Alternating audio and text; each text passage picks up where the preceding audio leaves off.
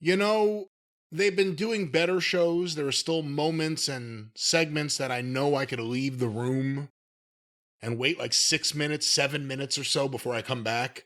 Maybe even the house. Leave the house. Maybe even leave the house. But this specific Raw that we're talking about, this week's Raw, I thought had one of the best openings in a while, and I loved it. I was like a mark for this entire segment, and I really liked it. Well, they had hooked me even before that started because they were in Austin, Texas, sold out whatever the building is down there, 13,000 people in Austin, Texas. Now, this is getting ridiculous because, and me, Mr. Territory Days, rah, rah, right? I worked Austin, Texas for World Class Wrestling. The Von Erichs in 1985. It was a shit building. I think we had about 800 people. But I don't remember hearing, has this happened before that they have drawn 13,000 people in Austin, Texas? That's a. Anyway, so apparently there's nothing wrong with their audio setup. People are hearing them just fine. And the first segment was Rhea Ripley. She comes out, and did you notice instead of just going to smiling Miss Babyface, oh, you love me, you really love me, like she turned into Sally Field all of a sudden, she still comes out with the attitude, and she's kind of doing some half-hearted handshakes and like, yeah, I'm hot shit and I know it. It fits her, right? It wouldn't, if she just came out like Molly fucking Holly in her cheerful days, it would have not fit. Do you agree with that? Did you notice this little change up she did? I mean, I've noticed it. I don't think she could be too Molly Holly, as you put it, but that's the extreme example. But she still has to. I think when she shows vulnerability, people may like her if they already like her, but it won't make anyone new like her. But when she's strong, that's really where the money is. Well, and we'll get there in a minute. Because actually, it might make some of the people who like her not like her if they didn't recognize it. But I think it was obviously glaring enough. But we'll get there. Because anyway, she looks like a star. She comes out. She's talking about SummerSlam. She starts going into the, well, I've felt everything, embarrassed, heartbreak, teetering there. But right now, the feeling is pissed the hell off. And that's what the people want to hear.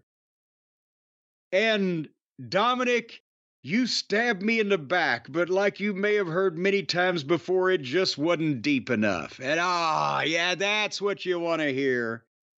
That's a new era WWE line right there. That's a we're going to Netflix line. Well, but said there were all words in the fucking Merriam-Webster dictionary there. There was no profanity. There was no curse words. It was a double entendre only for those of you with a dirty mind. Why was she with this guy so long if he wasn't giving her anything good? Well, because apparently it was the other way around. She'd stabbed him deep enough on a number of occasions, I'm sure, but nevertheless. And then she says, Liv can't run forever because I'm Rhea Bloody Ripley. And then she growls, and I'm going to remind you who the hell I am. That's Rhea Bloody Ripley, right? Boom, it's over. The people are yes. And then here come Liv and, well, they don't hear they come. Liv and Dominic are in the skybox area. I don't know if they had but they're just standing up in the fucking cheap seats. And the crowd boos the shit out of them, and they won't let Dominic speak to the point where even when Rhea said, no, let's hear what this little weasel has to say for himself or whatever, they still wouldn't. They're fuck you, Dominic, right? We're going to do this. And Dominic's thing is, I deserve to be treated like a man, and you tried to change me and boss me around. And I called you mommy, but now I got a girl that calls me daddy. And again, this is like kind of, risque Saved by the Bell shit, but it's working here. And I still don't want to see Liv Morgan wrestle, but as a weaselly, bitchy, it helps if she's fake, because she's a fake bitch here, right? She's stabbing Rhea in the back and taking her high school fucking crush, blah, blah, blah. It's juvenile, but it's working. I just don't want to see her wrestle.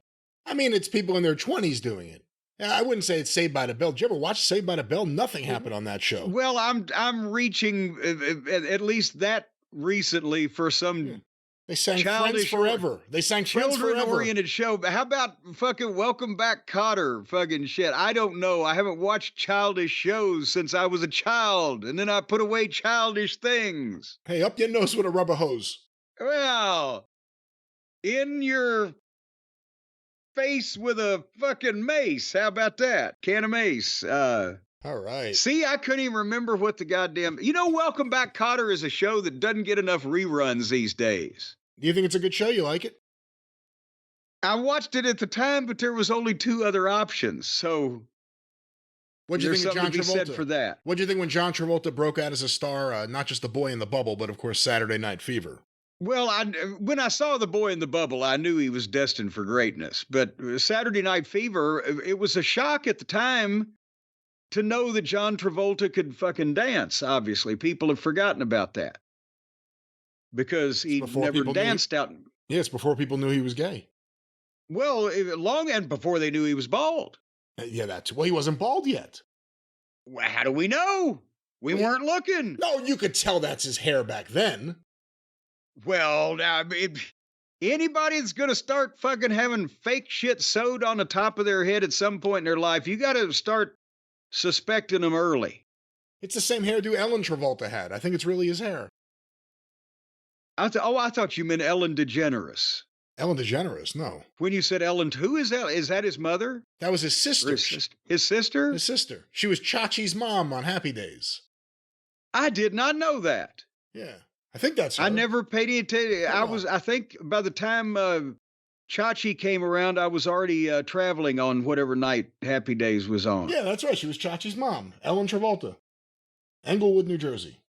Well, how did she end up with 2 diverse children as Chachi and John Travolta? No, it was her brother. Were they different fathers? Well, no, it wasn't her. It wasn't her son. John Travolta was her brother, not her son. Oh, well, so then that means that John Travolta is Chachi's uncle? No, that's Fonzie. Well, no, now, because they never said that Fonzie had a brother or a sister, did they? He was Fonzie's nephew, wasn't he? Well, but Fonzie couldn't have a nephew unless he had a brother or a sister. But they said he was well, I guess his mom would have been. Is that Fonzie's sister? I haven't watched Happy Days in a long time. Ellen Travolta? Ellen Travolta. Was she Ellen Fonzie? Fonzarelli? I don't know. Was she fucking Henry Winkler? You have a weird way of thinking how families get. You've taken this in weird roads several times. But back to Liv and Dominic. Well, anyway, that's when, here's what happened to poor old Rhea Ripley. She fell victim to some of the soap opera writers that they employ trying to earn their money by giving her the story that they think that a woman would tell her ex in some kind of situation. I don't know what the fuck. But she actually started saying, but Dominic, the bad thing, I'm proud of you and everything you've accomplished. One of my greatest pride, see the accent too, is watching you become the man you've become over the past few years. See the accent too. You won gold. But I kind of wanted you to beat your dad on your own. This was not Rhea Bloody Ripley. This was bloody awful. It was shit she never should have said. The people didn't like it. Not only was it rotten, I think she knew that it was rotten, and she kind of stammered on it. And after the shit that they have said to her, they being Dominic and Liv, she lost the people when she started putting his little goddamn limp-dicked ass over. That's not what they wanted to hear, and by the time she got finished, they were whatting her. And they would have been whatting her worse if she hadn't kind of crossed them up a little bit with not stopping a couple times where they thought she was going to stop and they couldn't get the rhythm. But then at the end of it, she kind of got it back with, it's the last decision you're ever going to make, because then that sounded like Rhea Ripley again. But in the meantime, would they give this? People don't want to see this fucking sensitive side, or they don't want her to try to put Dominic over. And they want her to fucking come out and say, you fucking bitch, I'm gonna fucking rip you from asshole to appetite here when I get a hold of you, and you fucking motherfucker, when I was the reason why that you were where you were in this fucking industry, in this kind of WWE universe, because you were hanging off of me, and I should have realized, and that's the only mistake I made, is not realizing, you little fucking weasel, I will kick your dick up between your tonsils. That's what they want to hear from Rhea, isn't it? I think they would like to see her chase after Liv and Dom, getting her hands on them every now and then, and she wants to hear Liv, I'm going to kick your ass, and when I'm done with you, Dominic, I'm going to kick your ass too.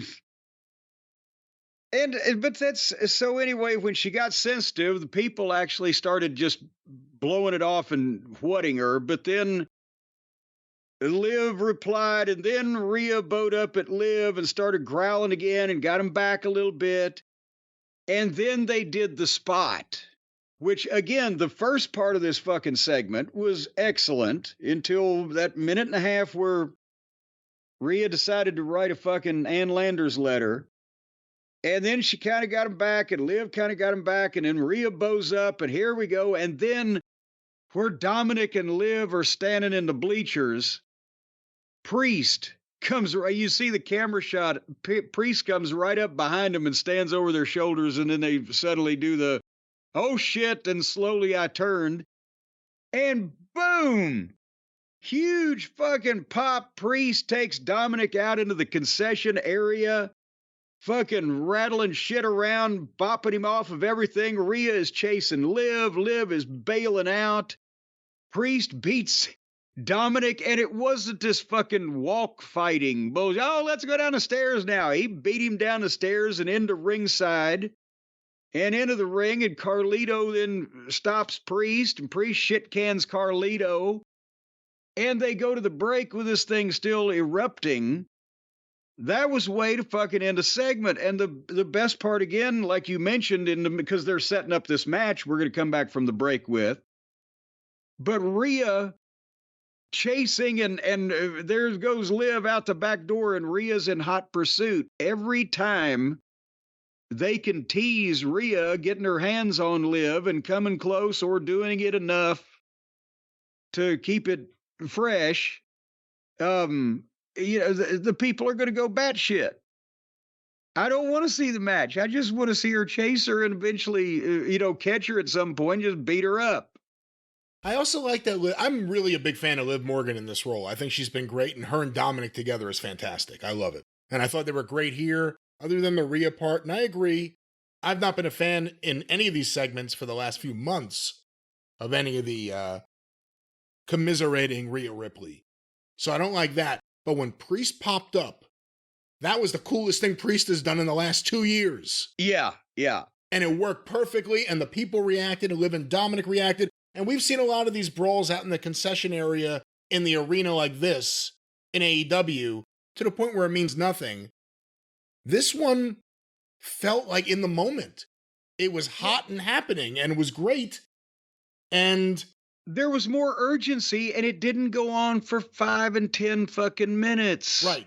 And Rhea coming up the stairs at them pointed out one of the things I like about Liv Morgan. She's almost like Jimmy Hart in Memphis. Like, she'll talk shit, and she knows that she has to run from Rhea, but she also will dive in and jump on Priest's back.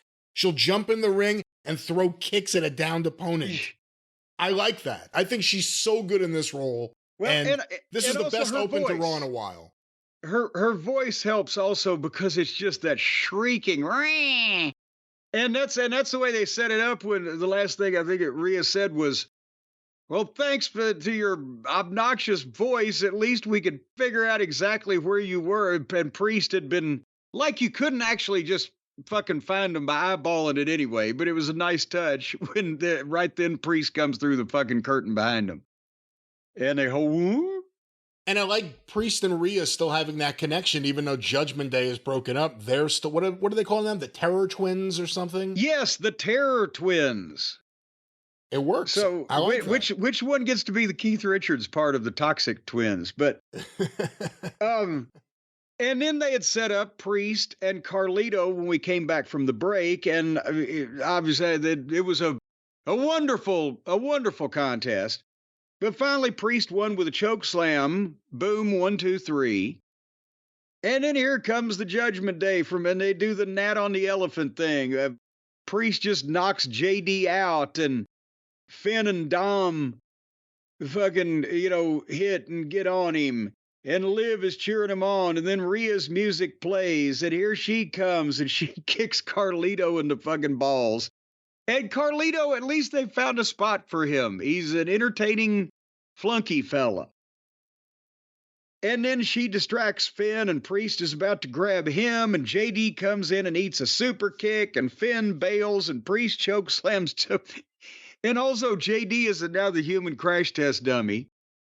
Boom, and Did you he see that choke slam? You see how I was high about to say he needed to clear customs when he came back down. And so that's, he's an entertaining. What'd you say about somebody else at one point? He's an entertaining stooge. Nick Jackson, the one you said that about one time. He would be an entertaining stooge. Yeah, actually, this is kind of the kind of role that I think Nick Jackson would excel in, being like a J.D. McDonough kind of character in a group.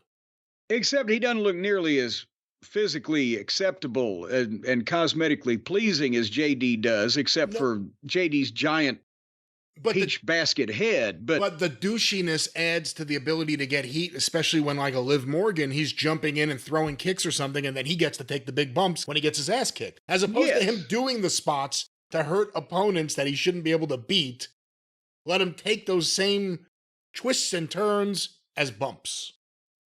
Yes, and you've just got two opposites there with JD and Nick, because JD's the one with the bulbous cranium, and Nick is the one where you could cut his hair with a pencil sharpener. You got the little teeny tiny head. JD has a big head. Nick Jackson has an empty head. There you have it. There you have it. And JD's got room to put more stuff in, whereas you take it too far, and then you just don't let it go. Well, I'm just saying, JD's got room for more stuff. He can learn a bunch more, whereas the other guy, he's still empty after all this point. It might not even well try, but nevertheless. So then Rhea and Priest, boy, we've taken some side roads on this description. Rhea and Priest are hugging each other when here comes old Dominic. He's gonna fucking blister Priest off the top rope, but Priest reaches out and catches him in the goozle for the choke slam over Rhea's back, and then lets go of the hug. And he tosses Dominic to Rhea, who hooks him up to give him the riptide. But then Liv grabs Dom and pulls him out by the leg and saves him. And this was all great shit. This is like 35, 40 minutes into the fucking show or whatever, with the exception, and Priest and Carlito wasn't bad if you had time to watch it, but again, this is a wrestling show. What the fuck is going on here? Yeah, and Priest and Carlito is an extension of that opening segment. How long do you think they should wait before Rhea gets her hands on Dominic? Well, but what is the description gets her hands on? Gives him a bump that gets a big pop. Does something to him that causes everyone to jump up because she finally got her hands on him. Wait, Vin is Berlin? Vin is Berlin? Oh, forgive me. I didn't realize you are such a master of these accents. I didn't exactly understand. Vin is Berlin. I think Berlin is coming up. I'm not sure. She might can get her hands on him. She might can fucking trip him up. She might can fucking lay hands but be foiled before damage is done. That type of thing. But I think the match is where she's got to get her hands on him and give him some significant type of bump or physical treatment at some point. Like, we really didn't get it with Otis and Gable. Do we get that moment? No, they didn't get it with Otis and Gable. But do we get that moment where Rhea just gets her hands on Dominic and looks at the crowd and they go crazy and she finally just hits him with a punch and he gets to jump out of the ring? Well, no, I mean, if I believe they're going to do the mixed tag in Berlin. I would think they're leading to this, are they not?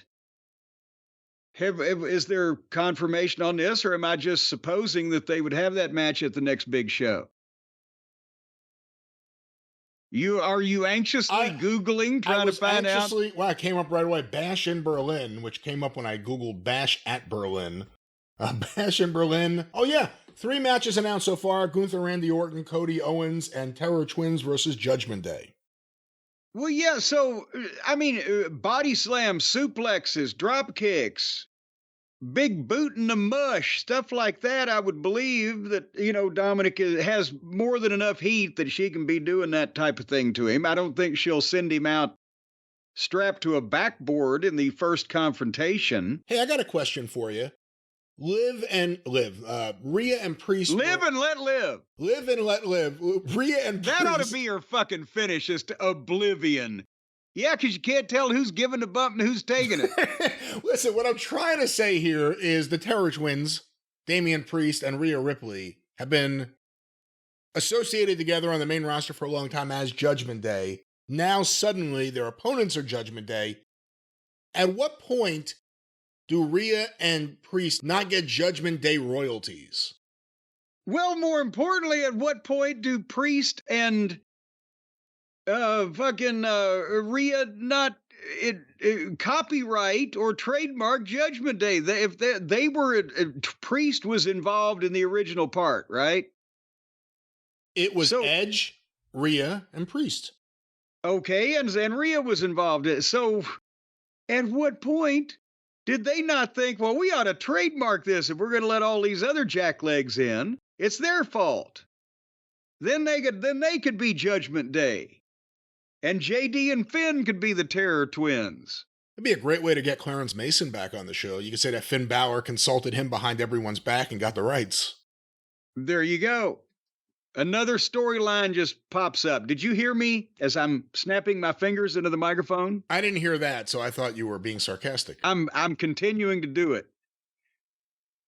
Just snapping away. See, you're goddamn. Speaking of oblivion. This seems like a conspiracy. Maybe I should get Ventura on the line. So, anyway, the point is, yes, I think that Rhea Ripley can bounce Dominic around a couple of times to the satisfaction of the crowd there in Berlin and around the world, coast to coast and continent to continent via satellite. But it's not going to blow the whole thing off. They'll probably do something hot to continue it, one would imagine. See, that's the thing. I mean, to go into the match, I was thinking more just a moment where they finally somehow bump into each other in the ring and the fans are ready for it and she just hits them, as opposed to whatever cute spot they come up with for the match. Well, I'm not talking about doing something cute. But at the same point, they may want to milk her actually just punching him right in the mush. Because what if fucking Priest gave fucking Dominic the big boot in the mush and he turned around and there was Rhea and Rhea picked him up and gave him a big fucking scoop slam in the middle of the ring. The place would come unglued. Just a spot like that. Simple things that could happen in the course of this match. Because the women and the men are not supposed to fucking cohabitate or co-fornicate in the mixed tag team. It's supposed to be man versus man and woman versus woman in the WWE. So you got to get creative as to how people are in the right place to defy that rule, don't you? How much heat does it get if Dominic body slams Rhea? Well, again, that's something that I think it would get a ton of heat, and I bet you they won't let it happen because of man-on-woman violence. But my rule since that became a thing on television was you don't want to see a man punch a woman or kick a woman or hit a woman with some type of blunt instrument. But if a babyface man gives a heel woman a scoop slam, How many scoop slams are reported in domestic violence cases around the United States of America on an annual basis? Right? It doesn't kind of take it out of the realm of, oh my God, and more, and okay, it's wrestling. She deserved it, right? But if that's your argument, why not just pile driver? How many pile drivers appear on criminal records? Well, but no, but then also you're shitting the bed as far as the business too, because if a man pile drives a woman, it ought to fucking paralyze her, and you'd read about it in the newspaper. Well, that was the opening segment of Raw, and many other thoughts as well. Yes.